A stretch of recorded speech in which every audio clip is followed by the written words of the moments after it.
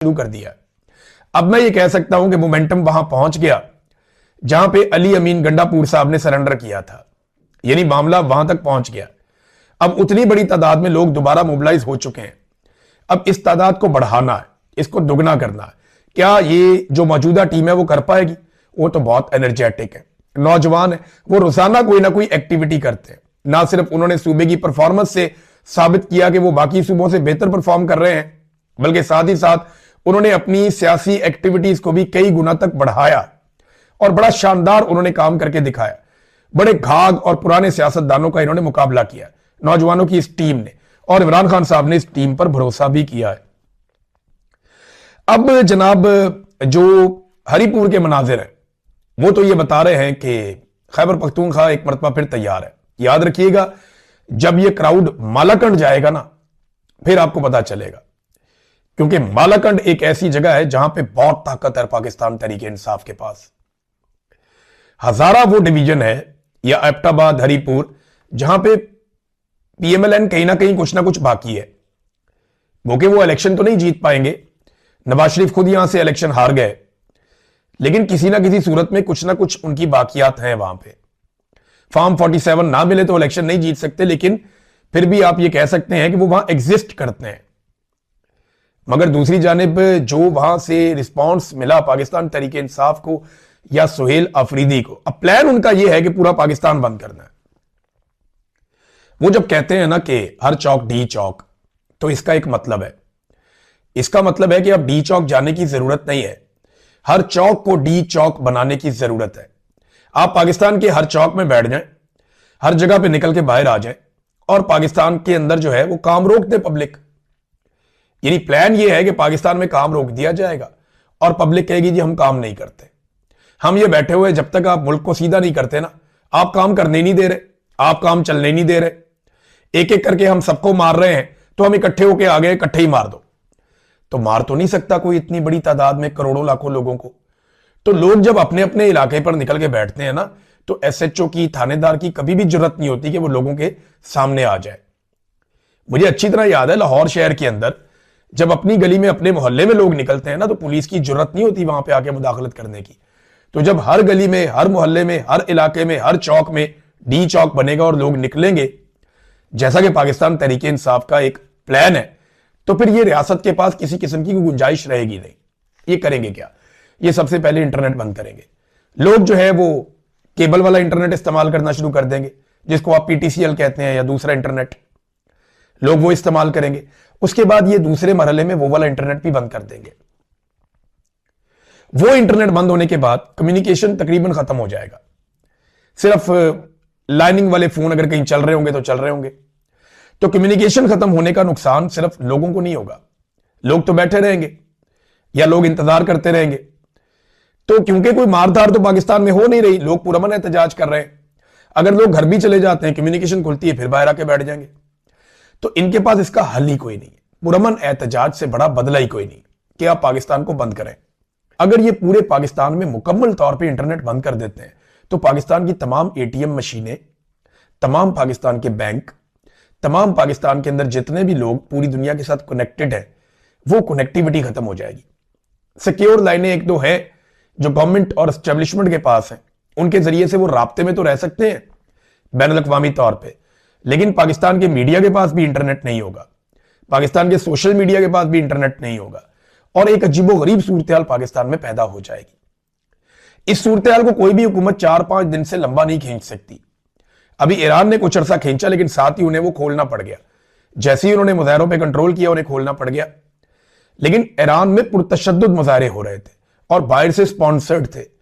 पाकिस्तान में तो लोग काफी अरसे से कोशिश कर रहे हैं कि इस रजीम से जान छूटे। तो ये है वो प्लान कि हर चौक डी चौक। तो जबरदस्त किस्म का रिस्पॉन्स मिला है पाकिस्तान तहरीके इंसाफ को, खास तौर पे हजारा में, एबटाबाद में, हरीपुर में। और लोगों की अगर आप तस्वीर देखें या मनाजिर देखें तो आपको आइडिया हो जाता है कि तहरीके इंसाफ किस तरफ जा रही है और मोमेंटम किस तरह बन रहा है। दूसरा नाजरीन, जो वोटर की उम्र को लेकर कमरुज़्ज़मान कायरा साहब का भी एक बयान आ गया। यानी पीएमएलएन और उनके साथी और उनके रिपोर्टर्स वही तो बात कर रहे हैं, बार बार कर रहे हैं, और ये तजवीज़ बाकायदा ज़ेरे गौर है कि वोटर्स की जो उम्र की हद है उसको बढ़ा दिया जाए, 18 साल से बढ़ा के उन्हें कर दिया जाए 25 साल। देखिए इस हिसाब से एक अजीबोगरीब काम हो जाएगा। बहुत सारे वोटर ऐसे होंगे जिन्होंने 2024 में वोट डाला लेकिन अगले इलेक्शन में वो वोट नहीं डाल पाएंगे। फर्ज करें इलेक्शन आ जाता है 27 में, 28 में या 29 में, जब भी आता है, वो जब भी अगला इलेक्शन आएगा वो वोट नहीं डाल पाएंगे। जिन्होंने 2024 में वोट डाला वो 2026, 27, 28, 29 जब भी इलेक्शन होगा उसमें वोट डालने के अहल नहीं रहेंगे और ये लाखों की तादाद में नौजवान होंगे। जो 18 साल 19 साल के थे उन्होंने वोट डाल दिया था लेकिन अब वो 22-23 साल के होने के बावजूद वोट नहीं डाल सकते क्योंकि ये 25 साल तक लेकर जाना चाह रहे हैं। पीपल्स पार्टी भी इसकी हमायत में आ गई। कमरुज़्ज़मान कायरा साहब ने कहा जी 18 साल के नौजवान के सियासी शऊर पे उन्होंने सवाल उठाया कि ये तो मंशूर तक नहीं पढ़ते तो ये कैसे फैसला करते हैं, हम भी इस उम्र से गुजरे हैं। तो कमरुज़्ज़मान कायरा साहब मैं आपको 2 चैलेंजेस करता हूं। नंबर 1, बिलावल जरदारी की उम्र कितनी थी जब उसको एक पर्ची के ऊपर आपने अपनी पार्टी का चेयरमैन बना लिया था? बताएं ना जरा। आपने तो पूरी की पूरी एक पॉलिटिकल पार्टी एक कम उम्र नौजवान के हाथ में थमा दी थी। उसकी उम्र तो 25 साल नहीं थी, आपने पूरी पार्टी उसको दे दी थी एक ऐसी पर्ची के ऊपर जिसकी कोई क्रेडिबिलिटी भी नहीं है। और आप कह रहे हैं कि आपका नौजवान सियाना है और कौम के नौजवान जो है वो गुमराह है, उनको कुछ नहीं पता। मैं चैलेंज करता हूं कि बहुत सारे एमएनएस और एमपीएस के उम्मीदवार भी अपनी अपनी पार्टियों के मंशूर के बारे में कुछ नहीं जानते, उन्हें पता ही नहीं है। और बहुत सारे पाकिस्तान में ऐसे लोग हैं जो एक जमात भी नहीं पढ़े हुए, जो कभी स्कूल में नहीं गए, तो वो तो मंशूर पढ़ ही नहीं सकते। तो क्या ऐसे लाखों करोड़ों लोग जो हैं उनके वोट खत्म कर दिए जाएं क्योंकि ये मंशूर नहीं पढ़ सकते, चाहे उनकी उम्र 40 साल या 50 साल हो? तो ये जो बूमर्स है ना, जितने भी ये नौजवानों से जान छुड़ाना चाहते हैं, ये मैदान से भागने वाली बात है। जब मुकाबला ना करो तो मैदान से ही भाग जाओ। यानी जिसका मुकाबला आप नहीं कर सक रहे, आप कहिए इसके साथ खेलना ही नहीं हमने, इसको वैसे ही मैदान से बाहर निकाल दो। तो क्योंकि ये नौजवानों का मुकाबला नहीं कर पा रहे, उनके सवालों के जवाब नहीं दे पा रहे और उनके शऊर को फेस नहीं कर पा रहे, लिहाजा तरीकेकार ये निकाला है कि इनको ही बाहर निकाल दो, हम इनके बगैर मैच खेलेंगे। ये नौजवान आपको मैच खेलने ही नहीं देंगे, ये आपकी वोट दुर्गत बनाएंगे कि आपको लग पता जाएगा। अपने घर में झांकिए, 18 साल, 16 साल, 17 साल, 19 साल के बच्चों से बात कीजिए, वो आपको बताएंगे कि सियासी शऊर क्या होता है। यहां बरतानिया में ये नया कानून लेकर आ रहे हैं, रिफॉर्म्स लेकर आ रहे हैं कि हम 18 साल से वोटर की उम्र 16 साल करने जा रहे हैं क्योंकि नौजवानों में बहुत शऊर है। हम चाहते हैं कि नौजवान वोट डाले और वो हुकूमत बनाने में अपना रोल प्ले करे क्योंकि इनके अंदर बड़ी एनर्जी है। अब पाकिस्तान में इसी एनर्जी को नेगेटिव साइड पे लेकर जा रहे हैं, तो एक के बाद एक ये डाइवर्जन लगाते हैं लेकिन कोई चीज काम नहीं आ रही। कोट लखपत जेल से अचकजई साहब के लिए एक पैगाम भी आया, वो भी मैं आपके सामने रख देता हूं। और ये पैगाम जो है वो शाह महमूद कुरैशी साहब ने, डॉक्टर यास्मीन राशिद साहिबा ने, सेनेटर एजाज अहमद साहब ने और उमर सरफराज चीमा साहब ने और मियां महमूद रशीद साहब ने ये कोट लखपत जेल से एक पैगाम भेजा है। इन्होंने खत लिखा और कहा जी हम दिली मुबारकबाद देते हैं आपको, अचकजई साहब को, और हम तवक्को करते हैं कि अपनी फहम फरासत को इस्तेमाल में लाते हुए चेयरमैन पाकिस्तान तहरीक इंसाफ इमरान खान साहब की रहनुमाई में जमहूरियत और आइन की असल शक्ल में बहाली, कानून की हुक्मरानी, अदलिया की बालादस्ती, अवाम और सियासी कारकुनों के बुनियादी हकूक की हिफाजत का फरीजा आप सरंजाम देंगे। गुज़िश्ता 4 साल से मुल्क जिस दलदल और माशी बदहाली में घिरा हुआ है, इससे निकालने के लिए वसी तर मुशावरत करेंगे। मुशावरत बहुत बड़े पैमाने पर करनी चाहिए अचकजई साहब को। कोशिश करनी चाहिए कि उनकी अडियाला जेल में भी मुलाकात हो, कोट लखपत जेल के अंदर जो लोग कैद हैं उनसे भी मुलाकात हो और तमाम लोगों से वो मुलाकातें करें। तहरीक तहफ़्फ़ुज़ पाकिस्तान के प्लेटफॉर्म से अपोजिशन लीडर के तौर पे अगर हुकूमती जमातों से भी मिलना पड़ता है, बात करनी पड़ती है, अगर उनकी नवाज शरीफ से भी मुलाकात हो जाती है तो बुरी बात नहीं है। यानी बात तो इसी पे होनी है ना कि एस्टेब्लिशमेंट को वापस भेजो, पाकिस्तान में मैंडेट का एहतराम करो, चीजों को वापस ठीक कर लेते हैं। आपने बहुत सियासी इंतकाम ले लिया, अब पाकिस्तान को आगे बढ़ने दें, वरना पाकिस्तान तो आगे नहीं बढ़ रहा, 1 इंच भी नहीं बढ़ रहा। तो ये इन्होंने एक लेटर लिखा महमूद खान अचकजई साहब को और उनसे उम्मीदें वाबस्ता की हैं इन सब लोगों ने।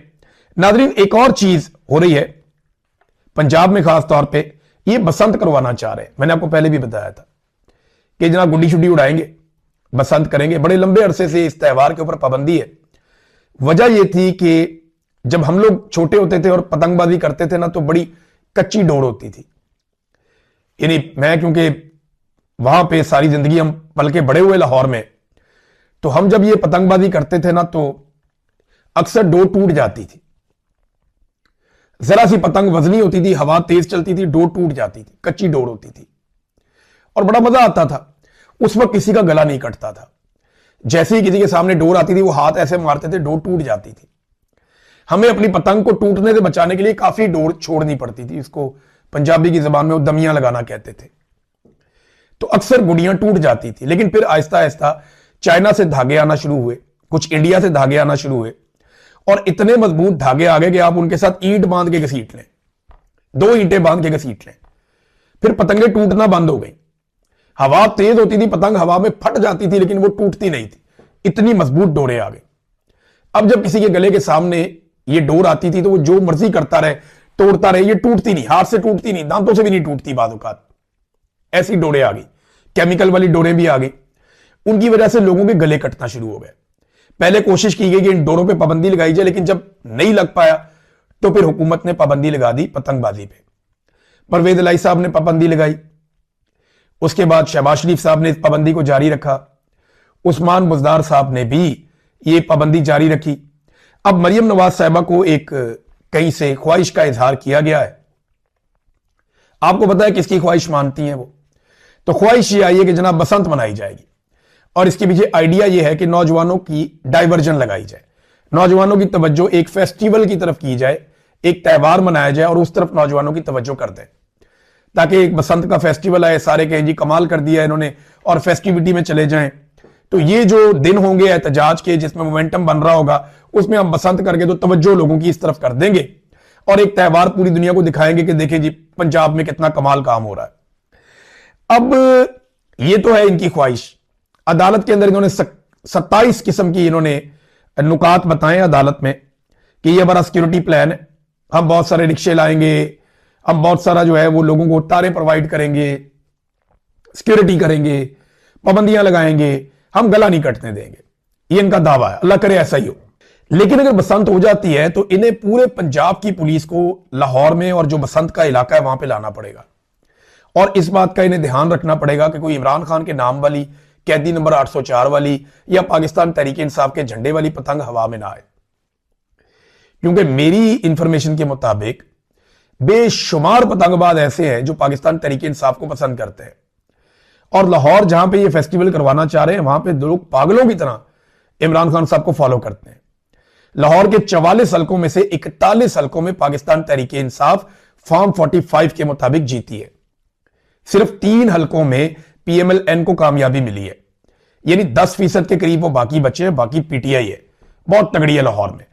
तो ये कैसे रोकेंगे? ये मुमकिन नहीं है। गुंजान आबाद शहर है, हर तरफ इतनी आबादियां हैं, हर छत पे पुलिस चढ़ नहीं सकती, ये मैनेज ही नहीं कर पाएंगे। इतने बड़े पैमाने पर पाकिस्तान तहरीक इंसाफ की कंपेन चलेगी, आप हैरान हो जाएंगे। अच्छा, इसको काउंटर करने के लिए ना मुझे यह भी पता है कि ये अरबों रुपए, करोड़ों रुपए लगा के ना मुफ्त ऐसी गुड़ियां बांटेंगे जिनमें इनकी अपनी प्रमोशन होगी। लेकिन आप ये भी देखेंगे कि लोग पैसे खर्च लेंगे लेकिन इनकी गुड़ियां नहीं उड़ाएंगे। मैं जानता हूं ना लाहौरियों को, लाहौरी बहुत जिंदा दिल है, इनका बड़ा तमाशा लगने वाला है, आप ये देखते जाइए। नाजरीन, पंजाब में हालात ये है कि पंजाब हुकूमत ने अस्पतालों में मरीजों के हवाले से एक सर्वे किया और अपना ही पोल खोल दिया अपने सर्वे में। यहां पे जो मरीज हैं उन्होंने शिकायतों के अंबार लगा दिए। उन्होंने कहा जी हमें मुफ्त अद्वियात नहीं मिलती, तिब्बी अमला जो है वो हमारे साथ बहुत बुरा सलूक करता है, सहूलियात का अस्पतालों में फुकदान है, बेड मिल नहीं रहे, अस्पतालों में दाखिल नहीं किया जा रहा और रिश्वत की शिकायत भी सामने आई है। ये इनकी इस वक्त तक की सूरत हाल है। एक और नाज़रीन खबर मैं आपको देता हूं, ये इंपॉर्टेंट है। ईमान मजारी और हादी अली चट्ठा, इनको गिरफ्तार करने के लिए अदालत बार बार वारंट जारी कर रही है, पकड़ो इनको, गिरफ्तार करो इनको। ऑर्डर बहुत ऊपर से आया हुआ ना, क्योंकि डीजी आईएसपीआर ने बाकायदा एक प्रेस कॉन्फ्रेंस में इनके बारे में अपने अजाइम बताए थे और इनके बारे में पहले से ही उन्होंने एक फैसला सुना दिया था। अब ये दोनों जो ह्यूमन राइट एक्टिविस्ट हैं, दोनों जो मुअज़्ज़िज़ वकील हैं, ये जाते हैं इस्लामाबाद हाई कोर्ट में और वहां जाके ये दरखास्त करते हैं कि जनाब हमारी दरखास्त सुनी जाए और हंगामी बुनियाद पे ये कहते हैं कि हमें सुना जाए हमारे साथ ज्यादती हो रही है और हमें गिरफ्तार करने की एक कोशिश हो रही है, तो यह दरखास्त लग ही नहीं रही। यह हंगामी दरखास्त है, जिस दिन आती है उसी दिन लगती है। जुम्मे को भी नहीं लगी, हफ्ते को भी नहीं लगी, और अब पता चल रहा है कि पीर वाले दिन के लिए जो रोस्टर बना है उसमें भी नहीं है। यहां से आप अंदाजा कीजिए कि अदालतों को कैसा कंट्रोल कर दिया गया है। यानी एस्टेब्लिशमेंट यह फैसला करती है कि किसकी दरखास्त इस्लामाबाद हाई कोर्ट में लगनी है और किसकी नहीं लगनी। मैं अपने सोर्स से बात कर रहा था इमरान खान के केस के बारे में, तो मैंने उनसे पूछा था कि ये जो ऑडियो तैयार हो रही है इमरान खान के बारे में, या हुई है या हो रही है, जो काम आप कर रहे हैं या जो काम वो लोग कर रहे हैं, ये ऑडियो आप कहीं कोर्ट में भी पेश की जाएगी? उन्होंने कहा जरूरत ही नहीं है। इमरान खान को कोर्ट में पेश करने की कोई चीज जरूरत ही नहीं है। इमरान खान को जेल में रखने के लिए अदालत को कुछ देने की जरूरत नहीं है, सिर्फ अदालत को हुक्म देने की जरूरत है। अदालत वही करेगी जो उन्हें कहा जाएगा।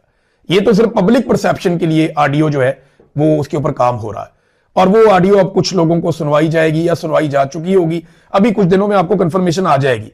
अच्छा, इंजीनियर मोहम्मद अली मिर्जा ने एक बड़ा अजीब काम किया।